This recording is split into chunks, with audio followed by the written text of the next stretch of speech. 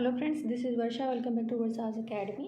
UP triple SC प्रवर्तन constable की परीक्षा को अब ज़्यादा टाइम नहीं रह गया, 11 मई को ही है। तो आज आपका टॉपिक सड़क सुरक्षा संबंधी जानकारी का क्लास 2 है एंड कल क्लास 3 होने के बाद में आपका जो सामान्य प्रशासन एवं तकनीकी संबंधी सामान्य जानकारी का टॉपिक है उसके क्वेश्चंस आपको 2 वीडियो में ही करा दिए जाएंगे, चाहे जितनी भी बड़ी क्लास हो, ठीक है, जिससे आप अपना जो रिवीजन है वो अच्छे से कर पाएँ, ठीक है। तो और चैनल को लाइक, शेयर एंड सब्सक्राइब ज़रूर करिएगा, जिससे आपको और जो आने वाली वैकेंसीज़ हैं उनके बारे में नोटिफिकेशन भी मिलता रहे हमेशा, ठीक है। तो स्टार्ट करते हैं। 104 क्वेश्चन देखिए। गाड़ी पार्क करने के लिए केवल फुटपाथ खाली दिख रहा है, ऐसी परिस्थिति में आप क्या करेंगे? तो जब तक आपको उपयुक्त स्थान नहीं मिल जाता तब तक ड्राइव करें, ठीक है। सड़क कर रोड टैक्स किस पर लगता है? तो 2 पहिया वाहन पर, 3 पहिया वाहन पर, 4 पहिया वाहन पर, उपर्युक्त सभी पर। राइट ऑप्शन इसका क्या हो जाएगा? उपर्युक्त सभी। रोड टैक्स कौन वसूलता है? तो ये रोड टैक्स राज्य सरकार वसूलती है। उल्लेखनीय है कि राज्य सरकार द्वारा वार्षिक या आजीवन मोटर वाहन कर, यात्री और माल कर, राज्य वैध और टोल टैक्स लगाती है। 107 देखिए। रोड टैक्स सड़क कर की गणना किस पर निर्भर करता है? तो ये वाहन के बैठने की क्षमता, वाहन की इंजन क्षमता, वाहन का वजन, इन सभी पर, यानी कि उपयुक्त सभी। नया 4 पहिया वाहन खरीदते समय सामान्यतः कितने वर्षों के लिए रोड टैक्स अदा किया जाता है? तो 15 वर्षों के लिए। ओके। नेक्स्ट है 109। वाहन का पंजीकरण रद्द करने के लिए आवेदन करना होगा तो क्षेत्रीय परिवहन कार्यालय में आरटीओ, ठीक है, उसको क्या बोलते हैं? आरटीओ में ही जाकर आपको जो वाहन का पंजीकरण है वो उसको रद्द करना होगा। तृतीय पक्ष थर्ड पार्टी अनिवार्य है। थर्ड पार्टी का मतलब यहाँ पर क्या हो जाएगा? 3 पहिया चालक, ठीक है, सॉरी, इसका मतलब यहाँ पर उपर्युक्त सभी है, ठीक है। क्या होगा? उपर्युक्त सभी। कार चालक, 2 पहिया चालक, 3 पहिया चालक, ठीक है, उपर्युक्त सभी होगा। नेक्स्ट है देखिए। थर्ड पार्टी इंश्योरेंस से किससे सुरक्षा मिलती है? तो अन्य दूसरा व्यक्ति जिसका नुकसान हुआ है, ठीक है, जो दूसरा व्यक्ति है जिसका नुकसान हुआ है। अब इसको अच्छे से समझ लेते हैं। थर्ड पार्टी बीमा नए वाहन के मालिक को कराना अनिवार्य है। वर्ष 2018 में 2 पहिया वाहन खरीदते समय 5 वर्ष का तथा 4 पहिया वाहन खरीदते समय 3 वर्ष तक का थर्ड पार्टी बीमा अनिवार्य रूप से किया जाता है। थर्ड पार्टी बीमा के अनुसार वाहन में से दुर्घटनाग्रस्त व्यक्ति को होने वाले नुकसान का हर्जाना बीमा कंपनी की ओर से भरा जाता है। बीमा कंपनी तीसरी पार्टी को क्लेम देती है। उल्लेखनीय है कि यहाँ फर्स्ट पार्टी वाहन चलाने वाला और थर्ड पार्टी वाहन की चपेट में आने वाला होता है। ओके, समझ गए? थर्ड पार्टी का मतलब क्या होता है? जो वाहन की चपेट में आ जाता है। हॉर्न बजाना निषिद्ध है, तो ये कहाँ? अदालत के सामने, अदालत है, हॉस्पिटल्स है, उनके सामने हॉर्न बजाना निषिद्ध होता है। सैनिकों की टुकड़ी आपके आगे और सड़क पर मार्च कर रही है, आपको क्या करना चाहिए? तो धीमी गति से वाहन चलाएं। पहाड़ी सड़कों पर निम्नलिखित में से किस वाहन को पहले जाने की अनुमति है? तो ऊपर की ओर जाने वाले वाहनों को पहले जाने की अनुमति है। बाएं मुड़ने के लिए हाथ का संकेत क्या है? तो दाहिनी भुजा को एक घड़ी के विपरीत दिशा में घुमाएं। निम्न में किस कारण से पुलिस अधिकारी वाहन को जब्त कर देते हैं? यदि आपके पास वैध पंजीकरण नहीं है, ठीक है, वैध पंजीकरण नहीं होगा तो वाहन को जो है जब्त कर लिया जाएगा। यदि आपके वाहन का टायर फट जाता है तो आपको निम्न में क्या करना चाहिए? तो स्टीयरिंग व्हील को मजबूती से पकड़ना चाहिए, ठीक है, जिससे कि आप गिर ना जाएं। नीले रंग की पृष्ठभूमि पर बाईं ओर इशारा करते हुए एक सफ़ेद तीर का मतलब क्या होता है? अनिवार्य बायां मोड़। क्या होता है? अनिवार्य बायां मोड़, ठीक है। 119 देखते हैं। चौराहे पर रुकते समय किस ट्रैफिक लाइट का ध्यान रखना चाहिए? तो ये आपका केवल अपने सामने की ट्रैफिक लाइट का। नेक व्यक्ति गुड समैरिटन होता है जो दुर्घटना के बाद पुलिस को फ़ोन करे, जो दुर्घटनाग्रस्त व्यक्ति को अस्पताल ले जाए, तो दुर्घटना के बाद पीड़ित को तत्काल चिकित्सीय मदद प्रदान करे। तो उपर्युक्त सभी यहाँ पर हो गए, ठीक है। पुलिस द्वारा गुड सैमेटेरियन नेक व्यक्ति के साथ कैसा व्यवहार करना चाहिए? तो सम्मानपूर्ण व्यवहार करना चाहिए, ठीक है, ये नहीं उससे ज़्यादा पूछताछ की जाए, उसको रोक भी नहीं सकते हैं पुलिस स्टेशन में। गुड सैमेरिटन को पुलिस तथा अस्पताल द्वारा रुकने के लिए विवश नहीं किया जा सकता। ओके, यही अभी हम बता रहे थे। नेक व्यक्ति को पुलिस द्वारा बाध्य किया जा सकता है, उपयुक्त किसी भी जानकारी के लिए नहीं। भाई उसको क्या पता, जिसका एक्सीडेंट हुआ है उसको क्या पता कि वो व्यक्ति कौन है, उसका पता, एड्रेस, ये सारी चीज़ें क्या हैं, तो उससे ये चीज़ें नहीं पूछी जा सकती। नेक व्यक्ति की स्वेच्छा पर निर्भर क्या करता है? नाम बताना, पता बताना, परिचय पत्र बताना, उपर्युक्त सभी। अगर उसको पता है, मान लीजिए जैसे किसी का एक्सीडेंट हो जाता है तो जो व्यक्ति सबसे पहले पहुंचता है वो उसके आईडी कार्ड वगैरह को देख ले कि हाँ भाई ये कौन है, तब तो वो पुलिस को बता सकता है, अदरवाइज़ वो नहीं बता सकता है ना। तो ये सारी उसकी स्वेच्छा पर निर्भर है। नेक व्यक्ति को प्रत्यक्षदर्शी साक्षी बनना भी स्वैच्छिक है, मतलब अगर वो बनना चाहे तो वो बने, नहीं बनना चाहता है तो नहीं बन सकता है, कोई भी उसको बाध्य नहीं कर सकता। नेक व्यक्ति से संबंधित अधिकारों को अस्पताल में लिखा जाएगा तो हिंदी में, अंग्रेजी में, स्थानीय भाषा में, तो सारी भाषाओं में लिखा जाएगा। यदि नेक व्यक्ति प्रत्यक्षदर्शी साक्षी बनने के लिए तैयार है तो उसका बयान लिया जाएगा नेक व्यक्ति की सुविधा अनुसार, मतलब जैसे भी वो चाहे, वीडियो के माध्यम से, ऑडियो के माध्यम से, ठीक है। यदि नेक व्यक्ति प्रत्यक्षदर्शी साक्षी बनता है तो अन्वेषण अधिकारी द्वारा उसका बयान किस भाषा में लिया जाएगा, तो नेक व्यक्ति जो भाषा बोलने में सक्षम हो, है ना। ये ज़रूरी नहीं कि भाई इंग्लिश में ही बोलना है, भाई आपको हिंदी में ही बोलना है, तो ऐसा कुछ नहीं है। जिस भी भाषा में आप नेक व्यक्ति मतलब सरलतापूर्वक दे सकता है अपना बयान, वैसे ही दे। पुलिस अधिकारी द्वारा नेक व्यक्ति से पूछताछ कितनी बार करनी होगी, तो एक ही बार। किसी दुर्घटनाग्रस्त पीड़ित व्यक्ति को अस्पताल पहुंचने वाला निम्न में से किसके लिए बाध्य है, तो उपर्युक्त में से किसी के लिए भी नहीं, मतलब टेलीफोन नंबर देने, अस्पताल में भर्ती की औपचारिकता पूरा करना हेतु, उपचार व्यय वहन करने हेतु, ये सारी चीज़ें जो है वो पीड़ित व्यक्ति को अस्पताल पहुँचाने वाले निम्न व्यक्ति में से किसी बाध्य नहीं है। नेक्स्ट है, देखिए, जब तक प्रमुख सड़क तथा एक छोटे मार्ग एक दूसरे को काटते हैं तो प्राथमिकता प्राप्त होती है प्रमुख सड़क वाले यातायात को, ठीक है। हॉर्न प्रयोग करने का एकमात्र स्वीकार्य कारण क्या है, दूसरों को चेतावनी देने के लिए हॉर्न बजाते हैं। 6 लेन हाईवे के पर सामान्य ड्राइविंग के लिए किस लेन का उपयोग करना चाहिए, तो केंद्रीय लेन का उपयोग करना चाहिए, ओके। लाल रंग की सीमा के साथ एक गोलाकार सड़क चिन्ह आमतौर पर क्या संकेत देता है, कि ये निषेध है, ठीक है, यहाँ पर कोई भी कार्य नहीं किया जा सकता। नेक्स्ट है, आप एक जंक्शन पर आते हैं और जहाँ एक अनिवार्य बायां मोड़ है, हालांकि आसपास कोई ट्रैफिक नहीं है और आप दाएं मुड़ना चाहते हैं, आपको क्या करना चाहिए, तो संकेत के निर्देशों का पालन करना चाहिए। यदि आप कार में एमबीएस ब्रेक नहीं है तो रिकंडिंग को बिना जल्दी रुकने का सबसे अच्छा तरीका क्या है, तो इसका मतलब है अपने ब्रेक दबाएं, ठीक है। नेक्स्ट है, ट्रैफिक लाइट पर रुकने पर आप कब जा सकते हैं, लाइट हरी हो जाने पर। आपको पता ही होगा पीली और लाल इन सबका क्या मतलब है। गाड़ी को मोड़ने के लिए निम्न में से कौन सा क्रम सही है, तो दर्पण संकेत मोड़ना। 139 है, वाहन को कितने समय तक लगातार रोकना पार्किंग कहलाता है, तो 3 मिनट या अधिक। वाहन को रिवर्स करने से पहले क्या करेंगे, रिवर्स साइड व्यू वाहन के पीछे चेक कर लेंगे, ओके, कि कोई व्यक्ति या कुछ है तो नहीं। नेक्स्ट है 141, वाहन को रोकने का सुरक्षित तरीका क्या है, तो पहले ब्रेक फिर क्लच दबाएं। दुर्घटना की स्थिति में मुआवजे के दावे के लिए कहाँ आवेदन किया जाना चाहिए, तो दुर्घटना दावा अधिकरण में। हैंड ब्रेक का उपयोग किया जाता है ढलान पर उतरने के लिए, है ना। नेक्स्ट है 144, भारत में मोटर वाहनों के लिए बनाए गए नियम और कानून किस अधिनियम के तहत हैं, तो मोटर वाहन संशोधन अधिनियम 2019। ये तो बहुत मतलब इतनी बार क्वेश्चन हो चुका है आपका, तो याद हो जाना चाहिए, ओके। और इस नियम से पहले कौन सा नियम आया था, तो तब आया था मोटर वाहन अधिनियम 1988 आया था। आरटीओ का फॉर्म नंबर 2 ये किस लिए होता है, लर्निंग लाइसेंस के आवेदन करने के लिए, ठीक है, याद रखिएगा। फॉर्म नंबर 2 लर्निंग लाइसेंस के आवेदन के लिए है। ऐसी सड़क जो वन वे है उस पर क्या करेंगे, ऐसी सड़क जो वन वे है उस पर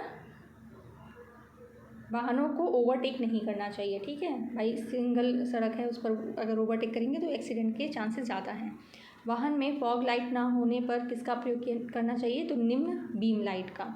वाणिज्यिक ड्राइविंग लाइसेंस प्राप्त करने के लिए 20 साल की न्यूनतम आयु होनी चाहिए, ठीक है। 149 देख लेते हैं। आप एक संकीर्ण पुल की ओर जा रहे हैं और एक अन्य वाहन पुल पर सामने से प्रवेश करने वाला है, आपको क्या करना चाहिए। संकीर्ण पुल मतलब पतला सा अगर पुल है तो आगे बढ़ने से पहले आने वाले वाहन को पुल पार करने तक प्रतीक्षा करना चाहिए, ठीक है। भारत में प्रतिवर्ष लगभग कितने लोग सड़क दुर्घटना में मारे जाते हैं, तो 1.5 लाख, ठीक है, ये बहुत ज़्यादा संख्या है और भारत दुर्घटनाओं में सबसे नंबर 1 पर भी है। भारत में प्रतिवर्ष सड़क दुर्घटना में लगभग कितने लाख लोग घायल होते हैं, तो 5 लाख लोग। भारत में सड़क दुर्घटना मृत्यु दर वर्ष 2020 में कितनी थी, तो 37.54% है, ठीक है, याद रखिएगा। नेक्स्ट है 153, वर्ष 2020 में पिछले वर्ष की तुलना में सड़क दुर्घटना में कमी आई थी, ठीक है। सड़क सुरक्षा के संबंध में सर्वोच्च न्यायालय द्वारा वर्ष 2014 में कौन सी समिति गठित की गई थी, KS राधाकृष्णन। ये इंपॉर्टेंट है, ये समितियाँ इंपॉर्टेंट होती हैं, ओके। ड्रंक ड्राइविंग पर नियंत्रण के लिए राजमार्गों पर शराब की बिक्री पर प्रतिबंध लगाने की सिफारिश की गई थी, तो KS राधाकृष्णन समिति द्वारा। सड़क सुरक्षा से संबंधित KS राधाकृष्णन समिति ने सिफारिश की थी, तो राज्यों को हेलमेट पर कानून बनाने के लिए, सड़क सुरक्षा संबंधित जागरूकता फैलाने के निर्देश, राज्य मार्ग पर शराब की दुकान पर प्रतिबंध, उपर्युक्त सभी। तो इसका राइट ऑप्शन क्या हो जाएगा, उपर्युक्त सभी हो जाएगा, ठीक है। वर्ष 2017 में सर्वोच्च न्यायालय के सड़क सुरक्षा संबंधी निर्देश में शामिल था? तो एक राज्य एक सड़क सुरक्षा परिषद का गठन करना। सड़क सुरक्षा कोष की स्थापना करने हेतु निर्देश सर्वोच्च न्यायालय द्वारा कब प्राप्त हुए हैं? तो ये 158 का राइट ऑप्शन आपका सी है। देखिए 2017 में सर्वोच्च न्यायालय द्वारा जो सड़क सुरक्षा हेतु सड़क सुरक्षा कोष की स्थापना करने के लिए सरकार को निर्देश जारी किया गया था। ठीक है। 159 है, निम्नलिखित में से किसकी सिफारिश 2017 में सड़क सुरक्षा हेतु सर्वोच्च न्यायालय द्वारा नहीं किया जा सकता है? तो देखिए ट्रामा केयर सेंटर की स्थापना, जिला सड़क सुरक्षा समिति का गठन, स्कूलों के शैक्षणिक पाठ्यक्रम सड़क सुरक्षा शिक्षा शामिल करना। तो ये राइट ऑप्शन यहाँ पर क्या हो जाएगा? उपर्युक्त सभी। सड़क सुरक्षा पर तृतीय वैश्विक उच्च स्तरीय सम्मेलन का आयोजन कब हुआ है? 2020 में। ठीक है। वर्ष 2020 में स्वीडन में आयोजित सड़क सुरक्षा पर तृतीय उच्च स्तरीय विश्व सम्मेलन का लक्ष्य क्या था? 2030 तक शून्य सड़क दुर्घटना मृत्यु की स्थिति। अब ये भी याद रखिएगा कि सड़क सुरक्षा पर तृतीय उच्च स्तरीय वैश्विक सम्मेलन का आयोजन कहाँ हुआ था? तो स्वीडन में हुआ था। ओके। सड़क सुरक्षा पर द्वितीय वैश्विक उच्च स्तरीय सम्मेलन का आयोजित किया गया था तो ब्राजीलिया में। ओके। नेक्स्ट है 163, सड़क सुरक्षा सुनिश्चित किया जा सकता है तो विभिन्न संस्थानों की क्षमताओं को बढ़ाकर, जागरूकता बढ़ाकर, सड़कों के लिए इंजीनियरिंग डिज़ाइन में सुधार करके। राइट ऑप्शन हो जाएगा उपर्युक्त सभी। ब्रासीलिया घोषणा पत्र कब आया है? 2015 में। ठीक है। कब आया है? 2015 में। ब्रासीलिया सड़क सुरक्षा घोषणा 2015 में कौन सा लक्ष्य निर्धारित किया गया था? तो अगले एक दशक में सड़क दुर्घटना मृत्यु की संख्या आधा करना। सड़क दुर्घटना के प्रमुख कारण क्या हैं? तो तेज़ वाहन चलाना, अपनी लेन में न चलना, खतरनाक तरीके से ओवरटेक करना, ये सारे ही सड़क दुर्घटना के प्रमुख कारण हैं। एक्सीडेंट होने पर ड्राइविंग की जिम्मेदारी है तो गाड़ी रोककर घायलों की मदद करनी चाहिए। क्या है जिम्मेदारी? गाड़ी रोककर घायलों की मदद करनी चाहिए। किसी भी वाहन के दुर्घटनाग्रस्त होने की सूचना पुलिस को कब देनी चाहिए? तो 24 घंटे के भीतर। दुर्घटना होने के पश्चात सामान्य व्यक्ति को क्या करना चाहिए? तो दुर्घटना स्थल पर किसी से बहस नहीं करनी चाहिए, दुर्घटनाग्रस्त व्यक्ति को मदद करने से घबराना नहीं चाहिए, पुलिस को सूचित करें। तो इसका राइट ऑप्शन क्या हो जाएगा? उपर्युक्त सभी राइट ऑप्शन हो जाएगा। ठीक है। वाहन को दुर्घटना स्थल से तब तक नहीं हटाना चाहिए जब तक कोई पुलिस अधिकारी इसकी इजाज़त ना दे। जान बचाने के लिए गाड़ी हटाना ज़रूरी ना हो, आग लगने का खतरा ना हो। तो राइट ऑप्शन उपर्युक्त सभी। निम्न में सही कथन बताना है। तो पेट भरा होने से नशा धीरे धीरे चढ़ता है लेकिन शराब का पूरा प्रभाव पड़ता है। ठीक है। तो ये वाला सही है। निम्न में से गलत कथन का चयन करें। तो देखिए चाय कॉफ़ी पीने पर ताज़ा हवा से नशा कम हो जाता है, बियर पीकर वाहन चलाने में कोई हर्ज नहीं, शराब का नशा प्रभाव सभी पर नहीं पड़ता। तो ये सारे ही गलत हैं, तो गलत ही चुनना था, तो सभी गलत हैं। शराब पीकर वाहन चलाया जा सकता है? किसी भी स्थिति में नहीं। ठीक है। नेक्स्ट है शराब पीकर चलाते समय शरीर का प्रभाव पड़ता है तो सोचने समझने की शक्ति कम कर देता है, साफ दिखना कम हो जाता है, तत्काल निर्णय क्षमता नहीं होती। तो यहाँ पर राइट ऑप्शन उपर्युक्त सभी हो जाएगा। नेक्स्ट है नशे में वाहन चलाने से गलतियां हो सकती हैं तो गलत लेन में चलना, सिग्नल दिए बिना गाड़ी मोड़ना, लाल बत्तियों की परवाह न करना। तो उपर्युक्त सभी। असत्य कथन चुनना है तो हमेशा चौराहे के पास ओवरटेक करना चाहिए। ये ज़रूरी नहीं है जहाँ पर आपको खाली रास्ता दिखाई दे वहाँ पर ओवरटेक करना चाहिए। ठीक है। नेक्स्ट है वाहन खड़ा करना गैर कानूनी है कहाँ पर? तो जेब्रा क्रॉसिंग पर, पुल पर, सुरंग के अंदर। तो उपर्युक्त सभी जगहों पर गाड़ी खड़ा करना गैर कानूनी है। वाहन खड़ा किया जा सकता है होटल के सामने, अस्पताल के सामने, हाईवे के जंक्शन, पार्किंग क्षेत्र में। तो वाहन को हमेशा कहाँ खड़ा करेंगे? पार्किंग क्षेत्र में। दुर्घटना में पीड़ित की मदद करेंगे, मदद करने वाले को भी अपराधी नहीं माना जाएगा। ठीक है। बहुत से तो इसीलिए मदद नहीं करते हैं कि उनको कहीं अपराधी ना समझ लिया जाए। यदि बारिश या धुंध की संभावना हो तो वाहन चलाते समय चलने से पहले पाइप चेक करें, खिड़कियों के शीशे तथा विंडस्क्रीन को चलने से पूर्व साफ करें। तो उपर्युक्त दोनों ही आपको काम करने होंगे। ठीक है। नेक्स्ट है पानी भरे रास्ते पर वाहन ले जाते समय सड़क के बीच में चलाएं। ठीक है। पानी भरे हुए रास्ते से गुजरते समय निम्न में से क्या करना चाहिए? तो देखिए पानी से में घुसने से पहले वाहन को पहले या दूसरे गियर में कर लें, गहरे पानी में गाड़ी गियर न बदलें, एक्सीलेटर का प्रयोग लगातार करते रहें। तो इसका राइट ऑप्शन हो जाएगा उपर्युक्त सभी। धुंध में गाड़ी चलाते समय क्या करेंगे?